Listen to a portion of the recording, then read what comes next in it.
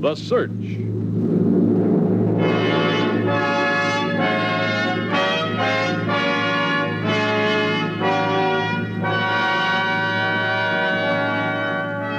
Starring Robert Young in The Search.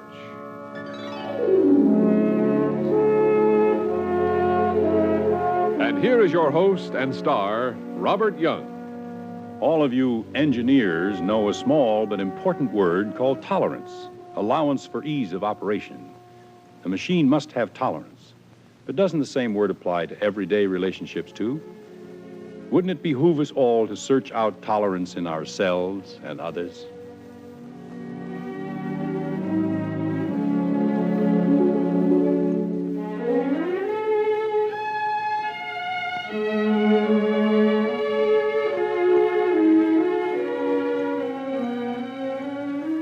To Stuart Cartwright, tolerance was a forgotten word, meaningless. But he was to hear it again, and it took him on an interesting search of his own.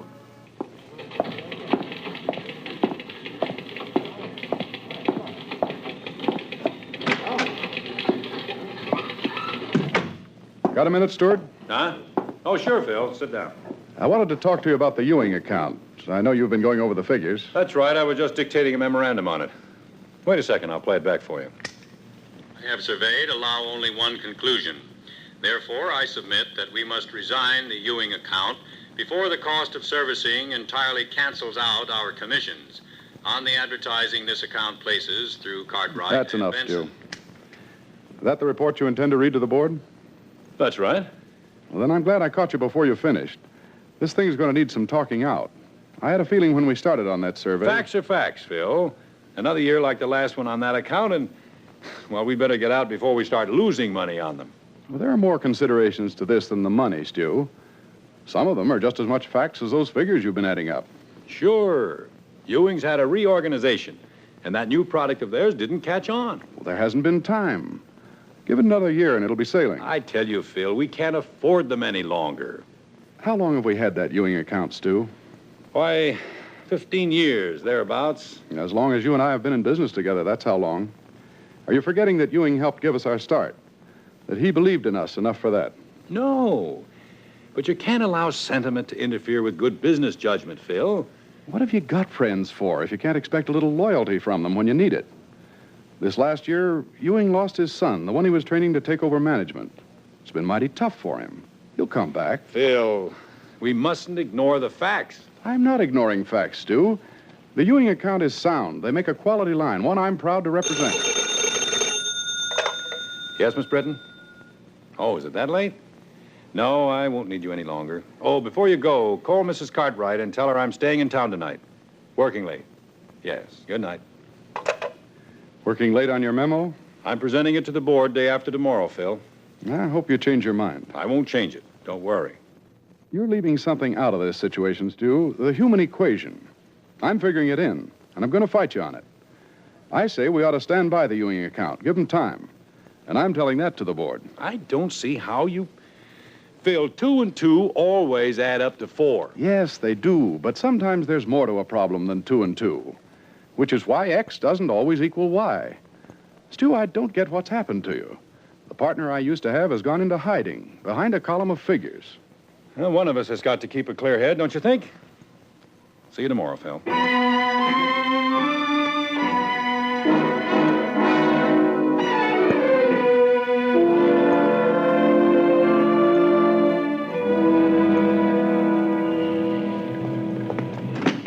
Come on, driver, let's get going. Now, listen, mister, I'm driving a cab, not a hot rod.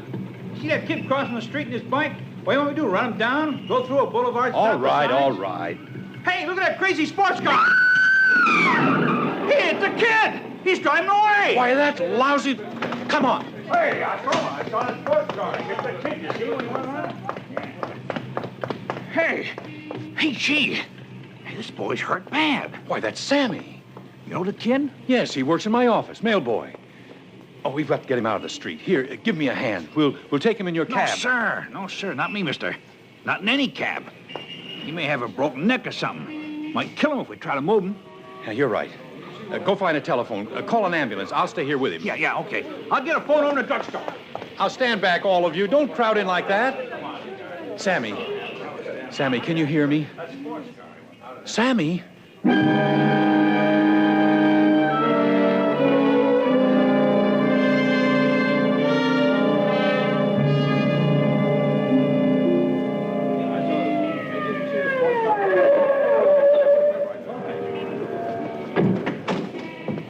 Stand back there. Stand back there. Please, everybody, the doctor needs room to give this boy first aid. Can I give you a hand, Doctor? Well, this boy needs more than first aid. Got bad head injuries. You used good judgment leaving him alone when we got here. Well, that was the cab driver's idea. I guess I wouldn't have thought that far. Well, it's a good thing somebody did. All right, Frank. We'll lift him on the stretcher. Easy. Take it easy. Will he be all right? Can't tell till we get him to the hospital. There, that does it. Well, thank you for standing by, sir. Doctor. Yes? Could I, is it all right if I ride in the ambulance with him? Sorry, it's against the rules. Well, unless you know this boy. Yes, I do. All right, get in.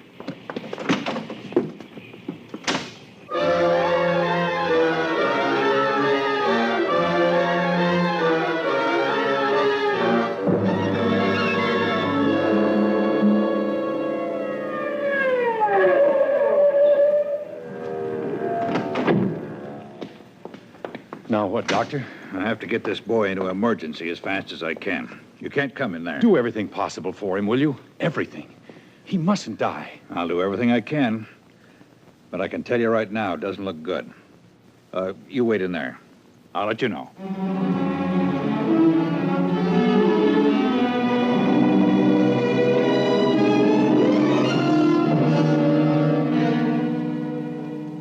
Sit down, sir. You're wearing yourself out with all that pacing. What? Oh, I can't seem to sit down, nurse. What does the doctor say? He says there's very little chance for the boy. I'm sorry. It's a bad concussion, I'm afraid, sir. Can I see him? The doctor? He'll let you know as soon as he knows, sir.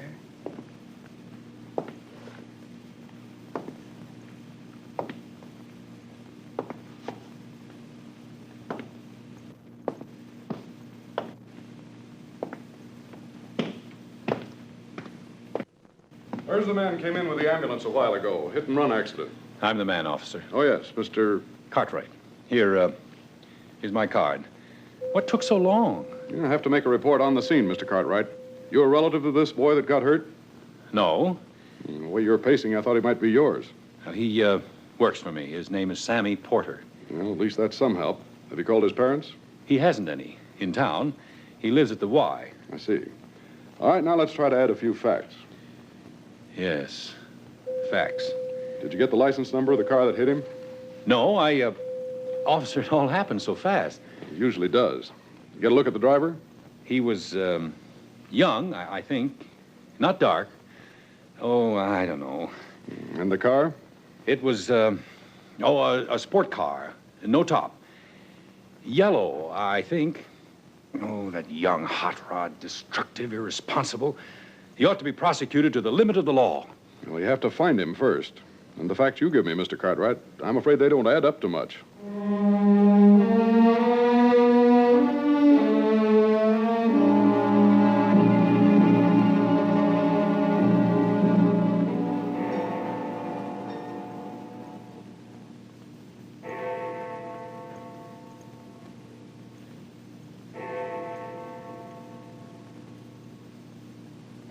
Mr. Cartwright.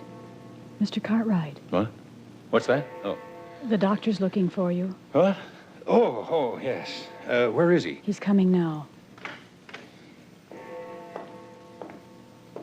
Doctor, the boy, Sammy. Is he going to pull through all right? Well, we had a long, hard fight, Mr. Cartwright, isn't it? Cartwright, yes.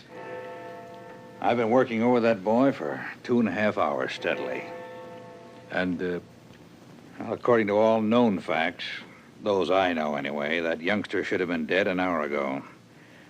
His chances were maybe 1 in 1,000.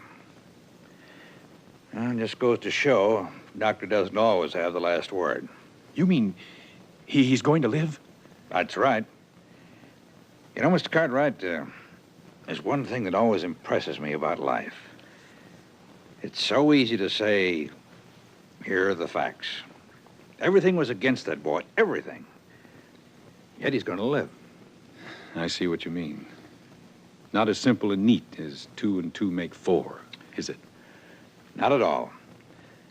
I keep reminding myself in every situation where people are, there's always that human equation. That's the second time today that's been said to me. This time I hear it better. I've been doing some hard thinking while I was waiting here. I find I'm human, too. Well, of course you are, Mr. Cartwright. Very human and decent. Otherwise, you wouldn't be here. I'm afraid I'd forgotten it. A lot of things happened to me these last 3 hours.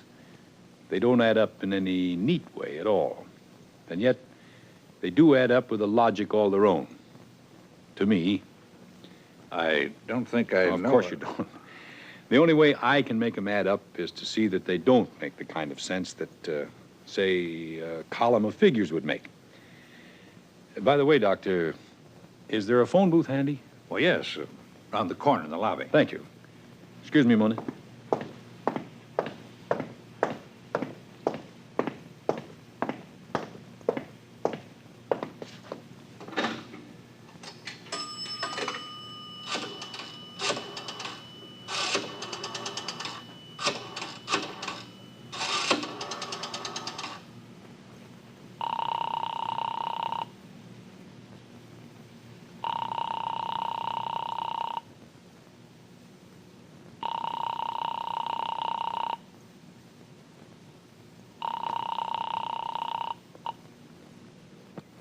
Hello? Phil, this is Stu.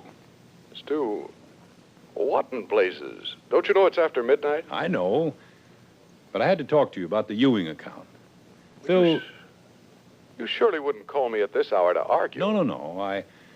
I just wanted you to know I've changed my mind. You mean that? Well, good for you, Stu. I didn't think I could have been wrong about you all these years. Well, I've been on the wrong track for a while, but I found out a lot of things about myself tonight. And you know, Phil, you're absolutely right. You can't add the human equation into a column of figures.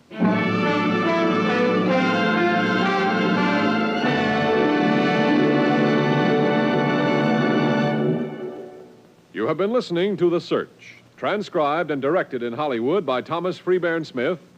And here again is your host, Robert Young. The poorest people in this world are not the ones without money. They're the lonely ones who have set a goal which tolerates no deviation, no stopping along the way to help someone in trouble. Love thy neighbor as thyself. I go to my church every Sunday to be reminded, not to forget.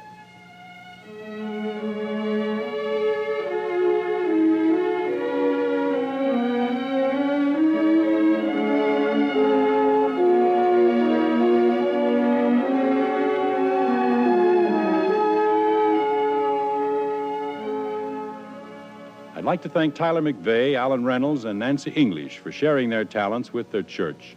And thanks to each one of you for being with us. Till we meet again, may the Lord bless us and keep us. The Search has come to you through the worldwide facilities of the United States Armed Forces Radio and Television Service.